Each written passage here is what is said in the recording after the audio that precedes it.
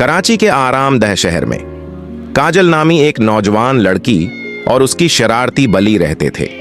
एक धूप की सुबह काजल ने एक प्रासरार नक्शा दरियाफत किया जो बली के पंजे के नीचे था।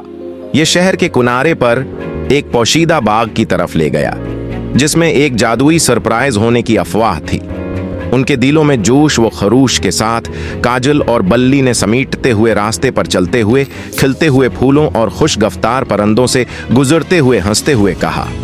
नक्शा उन्हें एक चमकते हुए तालाब की तरफ ले गया जहां फरीडी नामी एक नरम मीनडिक का इंतजार था। फरीडी ने एक राज का इश्तराक किया। तालाब ने एक ख्वाहिशमंद किनवा छुपा दिया जिसने दिल की ख्वाहिशात को पूरा किया। काजल और बल्ली ने आंखें बंद की और एक साथ एक ख्वाहिश की। इचांक हवा जादू के साथ चमक गई और बल्ली बातें करने लगे। काजल और बल्ली ने अपने नए ताल्लुक का जश्न मनाते हुए खुशी से रक्स किया।